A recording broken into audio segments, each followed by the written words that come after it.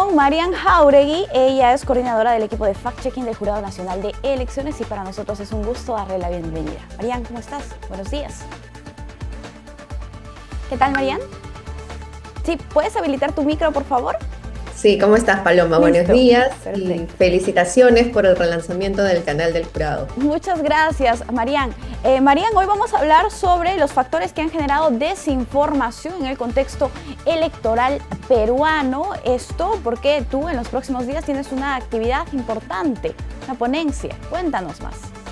Sí, en medio del trabajo que se está realizando con PNUD y con otras entidades como IDEA, Transparencia en la Defensoría, en pro de poder llevar el trabajo que realizan las entidades electorales como el Jurado, la OMPE y RENIEC, a los periodistas, los comunicadores de todas las regiones de nuestro país que se están organizando unos seminarios en diferentes regiones del Perú y la participación del Jurado Nacional de Elecciones va a estar a cargo de la doctora Alessandra Marayano, que digamos va a ver un poco la parte normativa y jurisdiccional de la institución.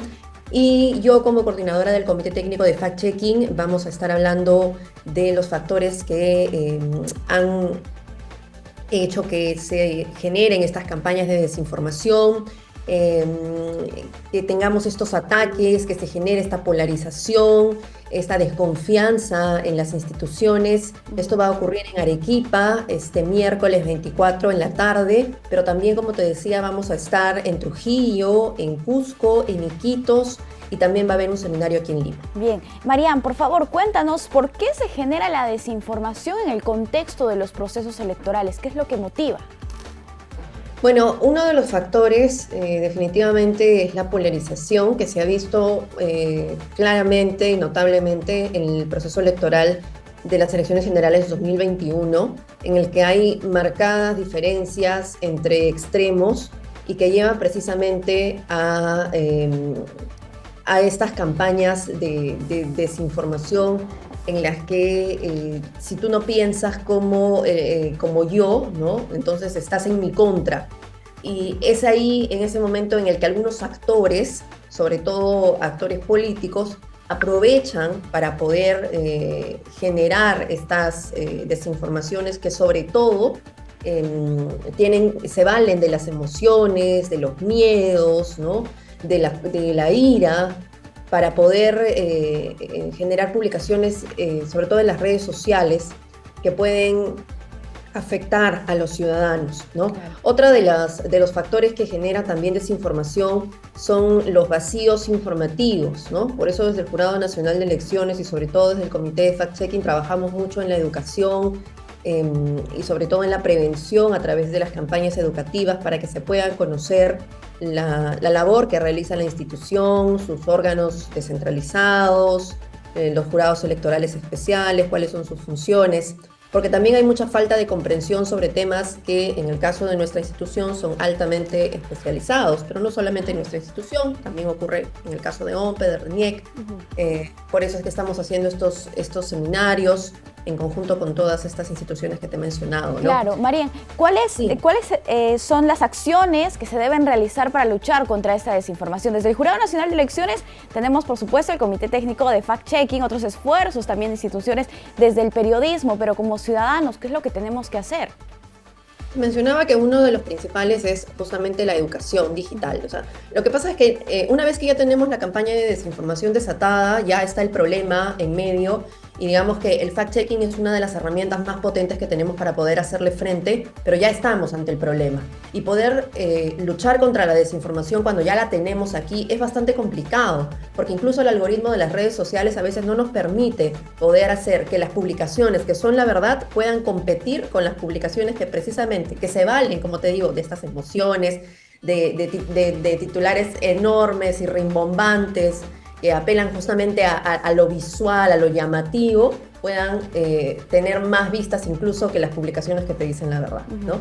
Entonces, lo principal es trabajar en la prevención, en lo que viene antes, en darle a la ciudadanía las herramientas, uno, para identificar la desinformación cuando la ven y dudar, tener pensamiento crítico, Y lo segundo, poder ellos saber, conocer cuáles son las funciones, en este caso del Jurado Nacional de Elecciones, a qué se dedica, cuáles son, digamos, cuáles son sus funciones, cuáles no son sus funciones, ¿no? Digamos, en qué campos no tiene competencia, para que no se dejen engañar por algunos actores interesados en poder generar esta desconfianza. Marian, ¿y cuánta influencia puede tener la desinformación en el contexto de un proceso electoral en un ciudadano?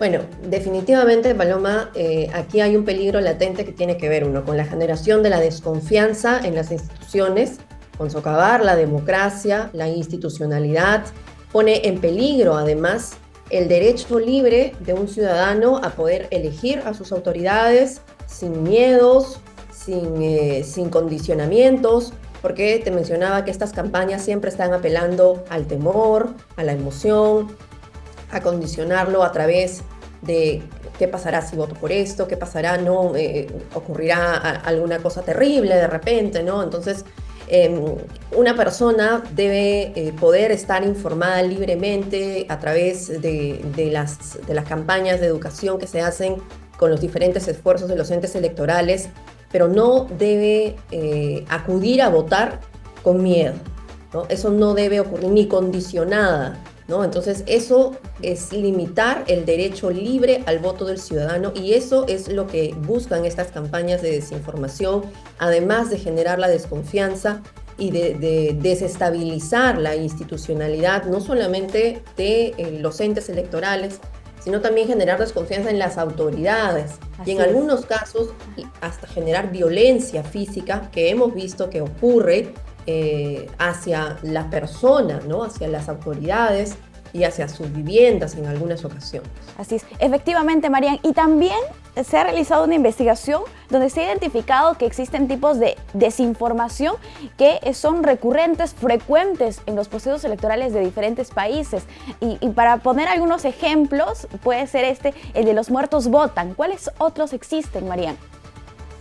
Bueno, hemos visto realmente que en estos casos hay una serie de desinformaciones que siempre se repiten, ¿no? Aquí en nuestro país, y qué curioso que lo comentes, Paloma, porque es precisamente esta desinformación de los muertos votan se está repitiendo en Chile, ¿no?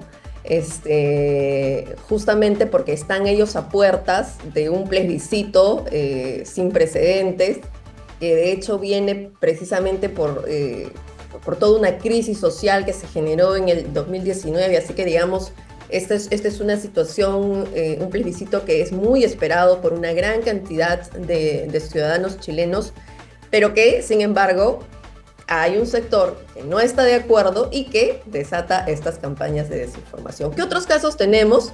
Por ejemplo, tú lo has mencionado, los votos de las personas fallecidas, el supuesto fraude, lo vivimos aquí, lo seguimos viviendo, se generó en el 2021, seguimos combatiendo esta teoría del fraude electoral, del que no se ha mostrado ninguna prueba hasta el momento.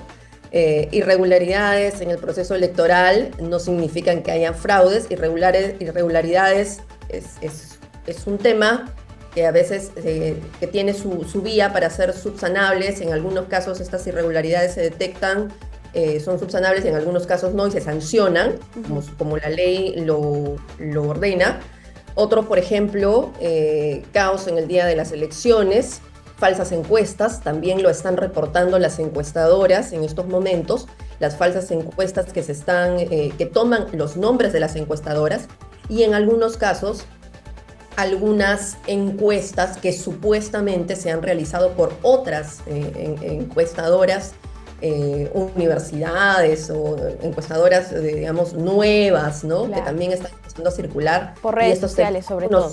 Sí, sí, sobre todo estos temas se dan en las redes sociales. Hay que tener mucho cuidado. Claro, Marian. Entonces, más o menos ya tenemos identificadas estas noticias falsas que son frecuentes, y los ciudadanos ya tenemos que estar alertas, ¿no? Para no caer en este tipo de desinformación. Marian, vamos a hacer la invitación final a este seminario electoral en Arequipa 2022. Por favor, va a participar el Jurado Nacional de Elecciones, pero también otras instituciones de nuestro país.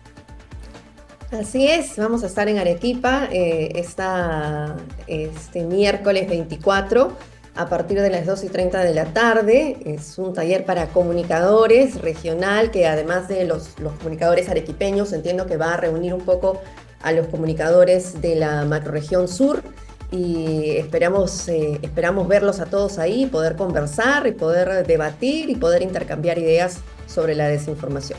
Perfecto. Marian, muchísimas gracias por acompañarnos. Ha sido un gusto conversar contigo. Gracias a ti, Paloma. Buen día. Hasta la próxima oportunidad. Bien.